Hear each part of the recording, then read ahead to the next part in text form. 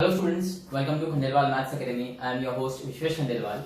In today's video, we will be learning how to solve quadratic equation by factorization method.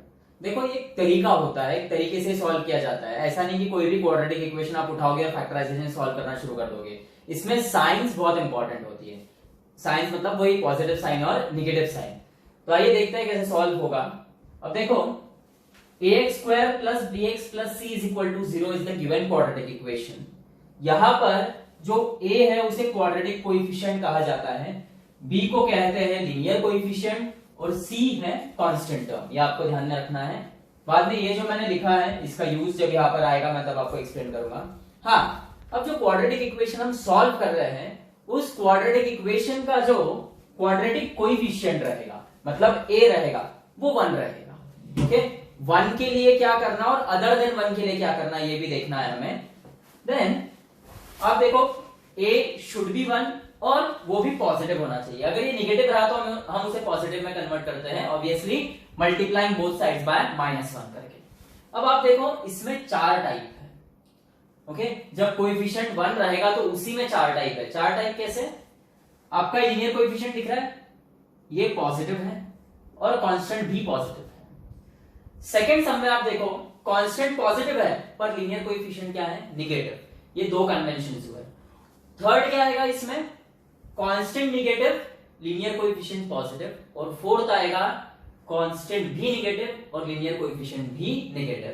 Plus minus minus plus plus plus और minus minus, ऐसे 4 conventions आएंगे. Okay, सो अब आप देखो. और हाँ, जो भी हम ये 4 सम्स लेंगे, जैसे अभी इस फ्रेम में ये 2 सम्स ले रहे हैं, नेक्स्ट फ्रेम में हम बाकी के 2 सम्स लेंगे. चारों सम्स में जो आपका x स्क्वायर है उसका कोएफिशिएंट 1 रहेगा और वो भी पॉजिटिव रहेगा. अब आप देखो इसे सॉल्व कैसे करना.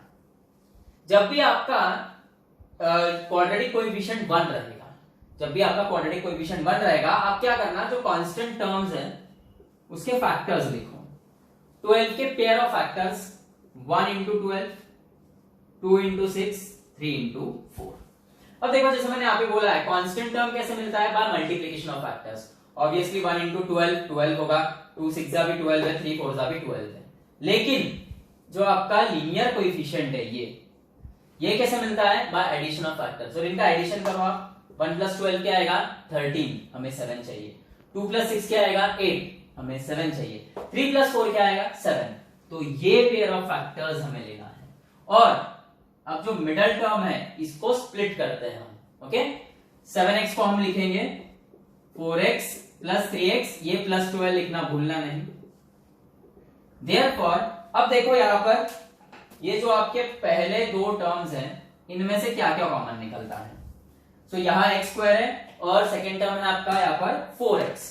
x स्क्वायर और x इनमें जब कॉमन निकालोगे मतलब वो रहता है HCF. क्या बोला जाता है उसको? HCF. तो x स्क्वायर और x में HCF जब लेते हैं तब ऐसा वेरिएबल लो जिसका पावर छोटा है. तो x स्क्वायर और x में छोटा कौन है? x. तो x कॉमन निकलेगा. अब देखो x स्क्वायर यानी क्या होता है? x into x. x plus x नहीं होता है, x प्लस x 2x होता है. x स्क्वायर यानी x इंटू x. आप एक x बाहर निकाल चुके हो तो यहां पर बचेगा एक x प्लस 4x में से x आप निकाल चुके हो तो बचेगा 4. अब इसके बाद ये लास्ट के 2 टर्म्स, ये विद साइन लेना. यहां पर first term, second term, third term और ये फोर्थ टर्म है. थर्ड टर्म का साइन क्या है? प्लस. बोलो आप. यहां पर वेरिएबल है x, यहां पर वेरिएबल नहीं है तो वेरिएबल कॉमन नहीं निकलेगा. अभी 3 और 12 का HCF क्या होता है? 3. ओके, आपको HCF LCM आना चाहिए अगर quadratic equation by factorisation method से सीखना है तो. 3 और 12 का HCF आता है 3. 3 कॉमन निकलेगा, ये बच गया x प्लस 12 में से 3 गया तो 9 लिखते हैं बच्चे. तो ये वैसा नहीं करना है. 12 यानी 4 into 3. 3 बाहर आ गया तो बचेगा 4, ये इक्वल टू 0. अब देखो यहां पर 2 टर्म्स है, ये एक टर्म है, ये सिंगल टर्म और ये सिंगल टर्म. इनमें से x प्लस 4 कॉमन निकलेगा तो बच गया इधर से x प्लस 3 इक्वल टू 0. मतलब x प्लस 4 इज 0 और x प्लस 3 इज 0. ये 4 इक्वल टू के लेफ्ट हैंड साइड में, राइट हैंड साइड में जाएगा तो -4 होगा. सो x is -4 and x is -3। ये आपका सोल्यूशन है। अब देखो हम quadratic equation in one variable solve कर रहे हैं, जहां पर वेरिएबल का हाईएस्ट पावर 2 रहेगा। अब वेरिएबल का अगर हाईएस्ट पावर 2 है तो इसके दो रूट्स आएंगे हमेशा, बराबर है। जैसे आपने linear equation in one variable solve किया, ओके, कोई भी linear equation in one variable आप निकालो, वहां पर वेरिएबल का हाईएस्ट पावर 1 होता है तो उसका एक ही सॉल्यूशन आता है। वैसे ही क्वाड्रेटिक इक्वेशन में हमेशा दो सॉल्यूशंस आएंगे, फिर भले ही मेथड कोई भी हो, फैक्टराइजेशन मेथड हो या फिर हम आगे सीखने वाले completing square method, formula method कोई भी हो, दो आंसर्स आएंगे। अब ऐसा हो सकता है कि जैसे ये वाला सम जो है आपका, यहाँ पे आपके दो आंसर्स आए, x इज -4, x इज -3। कभी कभी ऐसा एक सम दिया सपोज आपको x² + 2x + 1 = 0। अब आप देखो x² का कोएफिशिएंट क्या है 1, तो आपको पता है यहाँ पे कोएफिशिएंट 1 है, तो डायरेक्ट क्या करेंगे हम, जो कांस्टेंट है उसके पेयर ऑफ फैक्टर्स। अब 1 यानी 1 × 1 होता है, बराबर है। जैसा सेम आपने फर्स्ट सम में देखा, यहाँ पर linear coefficient positive, constant positive, तो दोनों फैक्टर पॉजिटिव, और 1 + 1 2 भी होता है। तो अब इसे स्प्लिट कर दो, इस 2x को x + x लिख दो। अब हम पहले दो टर्म्स में से कॉमन निकालते हैं, x² और x में से क्या कॉमन निकलेगा, जो छोटा है, छोटा कौन है x, तो यहाँ पे बच जाएगा 1x प्लस ये x निकल चुका है तो 1 बचेगा। थर्ड टर्म की साइन जैसी की वैसी, x और 1 में कुछ भी कॉमन नहीं है तो 1 लोगे आप, तो बच गया x + 1। मतलब x + 1 × x + 1 = 0, इसका मतलब x + 1 = 0 और x + 1 = 0। So x is -1 और x is -1। अब यहां पर वैल्यू सेम है दोनों रूट्स की, यहाँ पे दोनों रूट्स का जो वैल्यू है अलग अलग है, पर दोनों रूट्स का वैल्यू सेम होने के बाद भी हम बोलेंगे कि उसके दो रूट्स हैं। यहाँ पे बोला जाएगा द रूट्स आर डिस्टिंक्ट, मतलब अलग अलग है, और यहाँ पे जो रूट्स है वो इक्वल है, ओके। पर ये नहीं बोल सकते आपकी एक ही रूट है, उसका वैल्यू एक है, रूट्स दो ही आएंगे because it is a quadratic equation. अब देखो एक और बात, ये जो फैक्टराइजेशन मेथड है ना, इसमें आपको ऐसे ही क्वाड्रेटिक इक्वेशंस देंगे सॉल्व करने को जिसमें पेयर ऑफ फैक्टर्स तो आते हो और वो गिवन क्वाड्रेटिक इक्वेशन को सेटिस्फाई करते हो। मतलब सपोज ऐसा आपको एक सम दे दिया, x² + 7x + 13 = 0। नो डाउट यहाँ पे 13 के पेयर ऑफ फैक्टर्स आते हैं 1 और 13, पर ये यहाँ जो कंडीशन है उसको सेटिस्फाई नहीं करते थे। इन फैक्टर्स का एडिशन, जैसे कि लीनियर कोएफिशिएंट और कांस्टेंट दोनों ही पॉजिटिव है यहाँ पर, तो both factors will be positive, और इनका एडिशन आने को ना 7, पर इनका एडिशन क्या आता है 14, बराबर है। सो ये क्वाड्रेटिक इक्वेशन तो है, इसके रूट्स आएंगे भी, पर ये फैक्टराइजेशन मेथड से सॉल्व नहीं होगा। सो इसके लिए हमको आगे सीखना है फॉर्मूला मेथड और कंप्लीटिंग स्क्वायर मेथड, और जब वो मेथड आप सीखोगे तो आपके ध्यान में आएगा कि इमेजिनरी रूट्स भी आते हैं। So factorization methods, sorry quadratic equation जब आप सॉल्व करते हो तो रूट्स 3 टाइप में आते हैं। कैसे? Real and distinct. देखो ये रियल नंबर्स है, रियल मतलब ये रियल नंबर्स है, रियल एंड डिस्टिंक्ट, डिस्टिंक्ट मतलब अलग अलग। अभी यहाँ पे जो मैंने रब किया वो थे रियल एंड इक्वल, और तीसरा टाइप आता है roots are real and imaginary, जो कि फैक्टराइजेशन में नहीं आता है, वो कंप्लीटिंग स्क्वायर से जब हम सॉल्व करते हैं और फॉर्मूला मेथड से जब सॉल्व करते हैं तब आता है, वो भी स्टैंडर्ड 10th में नहीं आएगा। स्टैंडर्ड 11 का कंसेप्ट है इमेजिनरी नंबर्स, बराबर है। लेकिन आपको इतना ध्यान में रखना है कि दुनिया का कोई भी quadratic equation in one variable आप निकालो, उसके दो रूट्स आना ही आना है, फिर भले ही वो रियल एंड डिस्टिंक्ट हो सकते हैं, रियल एंड इक्वल, या फिर वो इमेजिनरी भी हो सकते हैं, ओके। अब हम ये फैक्टराइजेशन मेथड के भी बेसिक सीख रहे हैं। तो अब आपने यहाँ पे देखा होगा, जब लीनियर कोएफिशिएंट भी पॉजिटिव है और कांस्टेंट भी पॉजिटिव है, तब बोथ फैक्टर्स आर पॉजिटिव।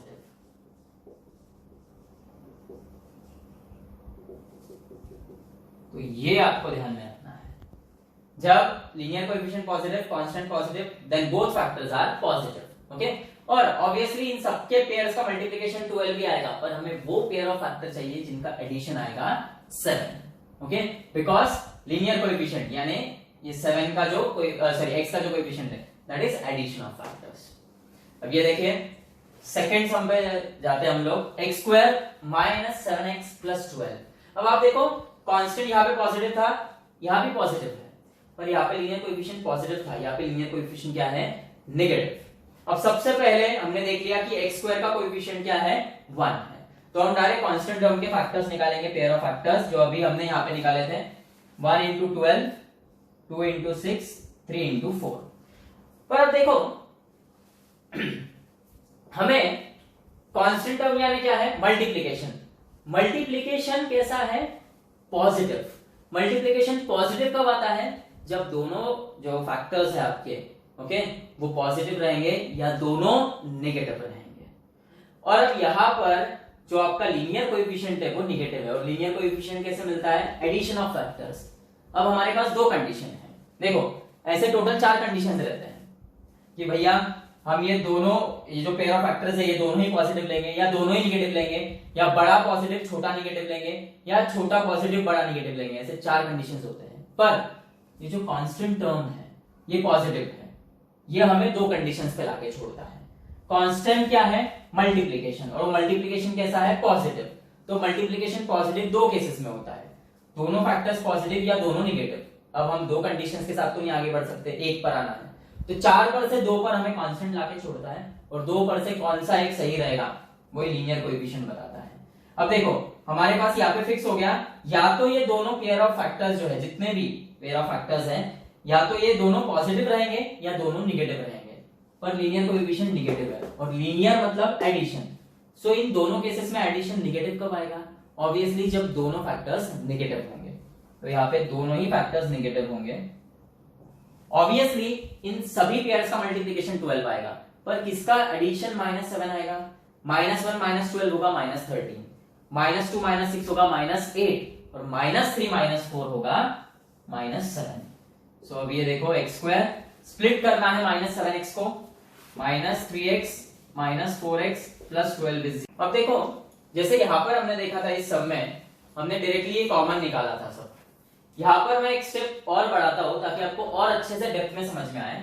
हम क्या करेंगे, ये जो एक्स स्क्वायर है ना इसे लिखेंगे x into x, ये 3x को 3 into x, 4x को 4 into x, और ये जो 12 है, अब 12 को तो हम 1 into 2 भी लिख सकते हैं, 2 into 6 भी लिख सकते हैं, 3 into 4, तो कौन सा लिखना, तो जो फैक्टर्स हमने फाइनलाइज किए ना वो लिखो। और फैक्टर्स क्या है -3 और -4, तो -3 -4 लिखो आप ब्रैकेट में। ओके जरूरी नहीं ये स्टेप आपको करना ही है, ये अंडरस्टैंडिंग के लिए है। अब देखो पहले जो आपके 2 टर्म्स हैं इनमें कॉमन क्या क्या दिख रहा है आपको, देखो x x कॉमन है तो बाहर निकल गया, बच गया एक x माइनस ये 3।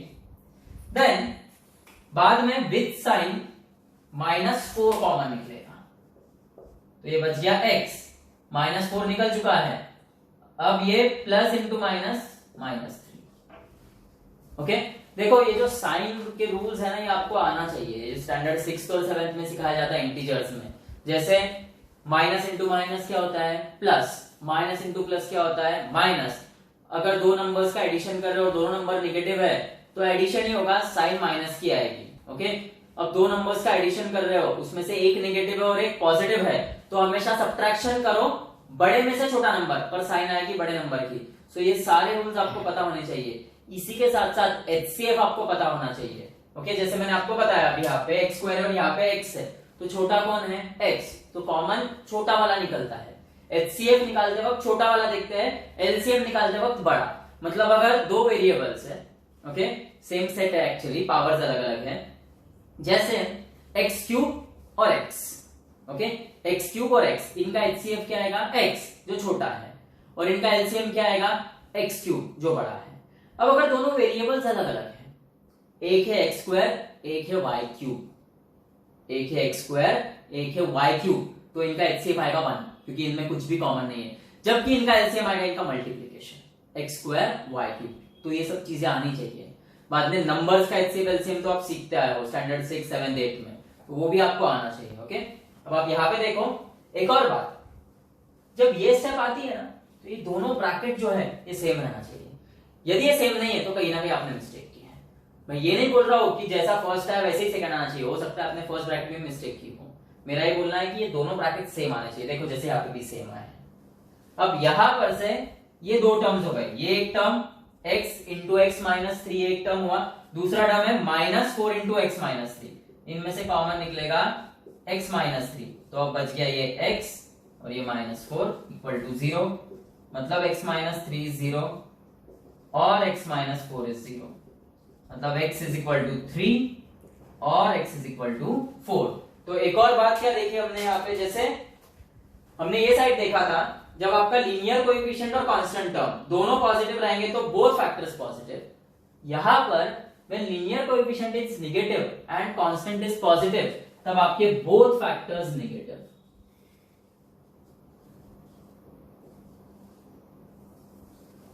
अब ये चीज कोई रट्टा मारने की जरूरत नहीं है आपको कि हाँ दोनों पॉजिटिव तो ये positive, linear negative, constant positive तो ये पॉजिटिव, ये नेगेटिव, दोनों नेगेटिव। ये कोई रट्टा मारने की जरूरत नहीं है, ये सिंपल लॉजिक है, इसके हेल्प से आया है।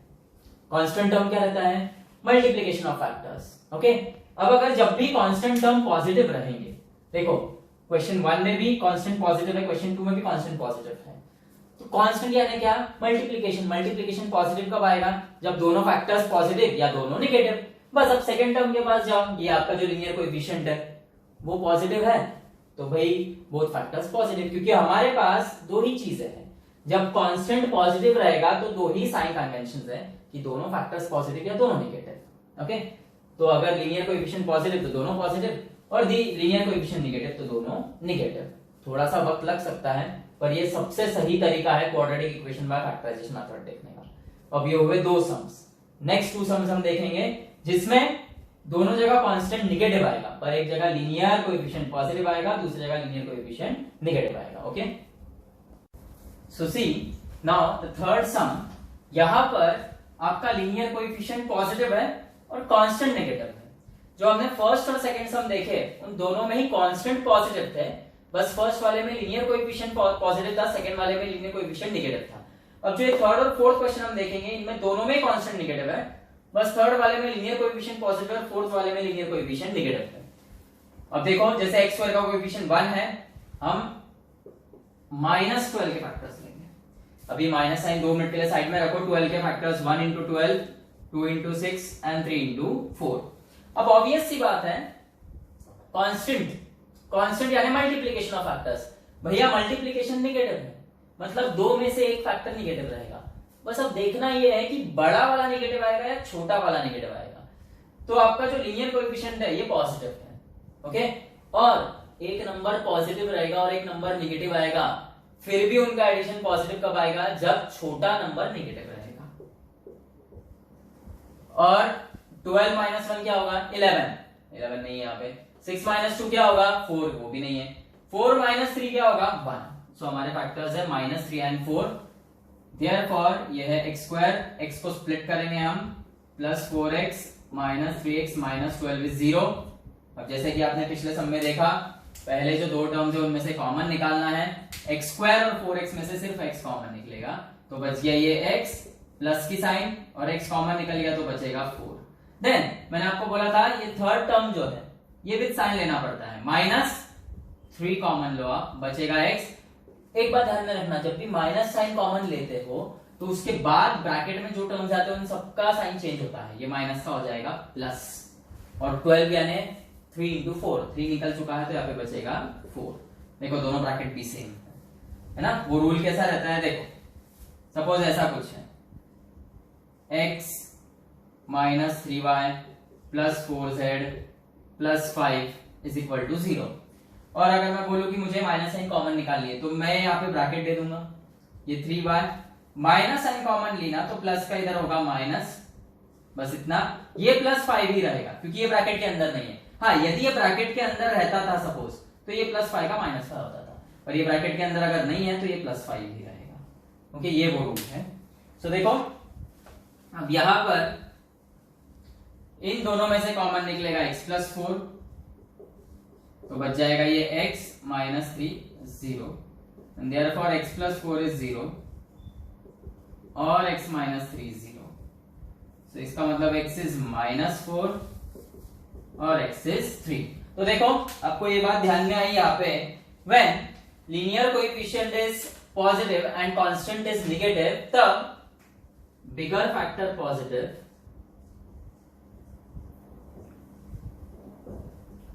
and smaller factor negative। Okay, अब लास्ट देखते हैं फोर्थ सम।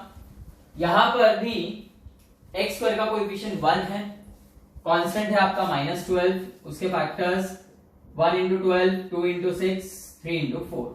ऑब्वियस सी बात है, कांस्टेंट निगेटिव है मतलब मल्टीप्लिकेशन निगेटिव है। मल्टीप्लिकेशन निगेटिव कब रहेगी? जब दो में से एक फैक्टर निगेटिव आएगा। अब बड़ा निगेटिव लेना है या छोटा निगेटिव?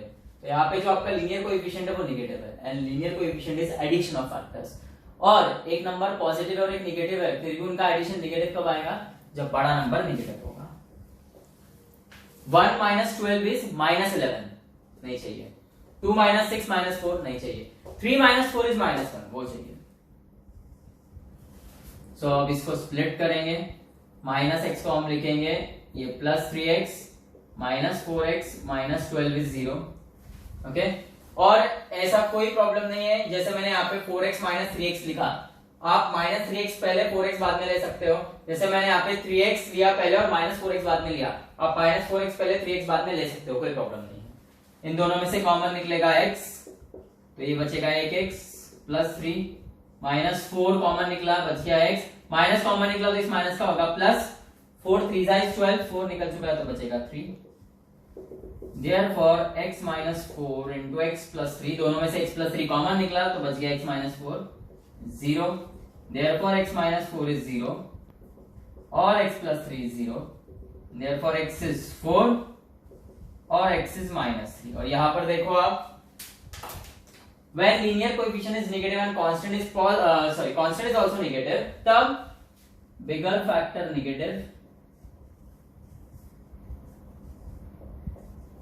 and smaller factor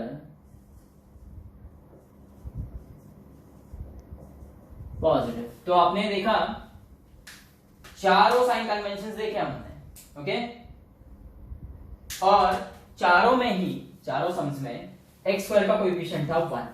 अब हम एक सम देखेंगे, एक ही सम देखेंगे जहां पर एक्स स्क्वायर का कोएफिशिएंट यानी ये a 1 नहीं रहेगा, बराबर है। तब क्या करना है वो देखेंगे हम अभी। अब देखो साइन कन्वेंशंस तो आपको पता चल गए, ओके, कि कब बोथ फैक्टर्स पॉजिटिव आएंगे, कब बोथ फैक्टर्स नेगेटिव आएंगे, कब बड़ा फैक्टर पॉजिटिव छोटा नेगेटिव, कब छोटा पॉजिटिव बड़ा नेगेटिव आएगा। ये चारों जो साइन कन्वेंशन है आपको समझ गए हैं। पर हमने जो भी 4 क्वेश्चंस देखे थे उनमें सब में एक्स स्क्वायर का कोएफिशिएंट 1 था, ओके। यहाँ पर एक्स स्क्वायर का कोएफिशिएंट यानी क्वाड्रेटिक कोएफिशिएंट अदर देन 1 रहेगा। तो अदर देन 1 रहेगा ना, तो आपको कुछ अलग करना नहीं है, साइन कन्वेंशंस तो वैसे ही रहेंगे। बस आपको क्या करना है, जब अदर देन 1 कोएफिशिएंट आएगा उसको पहले कांस्टेंट से मल्टीप्लाई करो। 3 into -10 वो आएगा -30। और अब इसके pair of factors 1 into 30, 2 into 15, 3 into 10, 5 into 6, okay. बस अब वही साइन कन्वेंशन, आपका कांस्टेंट कैसा है? नेगेटिव, तो दोनों में से एक नेगेटिव आएगा। लीनियर कोएफिशिएंट भी नेगेटिव है, मतलब बड़ा वाला आएगा नेगेटिव। और ऑब्वियस सी बात है यहाँ पे कुछ नहीं, मतलब 1 -1 कौन देगा? 5 - 6, so this will be 3x square plus 5x minus 6x minus 10 is 0। अब देखो इन दोनों में से क्या कॉमन निकलेगा? 3 और 5, 3 और 5 एक साथ किसी के टेबल में नहीं आते हैं, तो इसलिए 3 और 5 में से कॉमन तो कुछ भी नहीं निकलेगा। x स्क्वायर और x में से x निकलेगा कॉमन, बचेगा एक 3 और ये एक x प्लस x निकल चुका है तो 5 बचेगा, माइनस साइन कॉमन निकलेगी, थर्ड टर्म की जो साइन वो निकलती है। 6 और 10, 6 के टेबल में 10 तो आता नहीं है, पर 6 और 10 एक साथ किसके टेबल में आते हैं? 2 के, तो 6 और 10 का HCF है 2, ओके। भले ही वो उससे पहले भी किसी के टेबल में आए, पर हमको HCF लेना पड़ता है, हाईएस्ट कॉमन फैक्टर, बराबर है। सो 2 कॉमन निकलेगा 6 और 10 में से, तो 6 यानी 2 into 3, 2 कॉमन निकल चुका है, 3 बचेगा, और ये एक x माइनस कॉमन निकला है तो माइनस का प्लस, और 10 यानी 5 into 2, 2 निकल चुका है तो 5 बचेगा। So this is x - 2 into 3x plus 5 is equal to 0, मतलब x - 2 is 0 और 3x plus 5 is 0, -2 वो साइड जाएगा तो +2, +5 वो साइड जाएगा तो -5, so x is 2 और ये 3x के साथ मल्टीप्लिकेशन में वो साइड जाएगा तो डिवीजन, ओके। सो अलग कुछ नहीं करना है, साइन कन्वेंशन वैसे ही है, बस इतना ध्यान में रखना है जब भी क्वाड्रेटिक कोएफिशिएंट अदर देन 1 आएगा तो सबसे पहले आप उसको मल्टीप्लाई करोगे कांस्टेंट से और फिर वो जो नंबर आता है उसके फैक्टर्स निकालोगे। ओके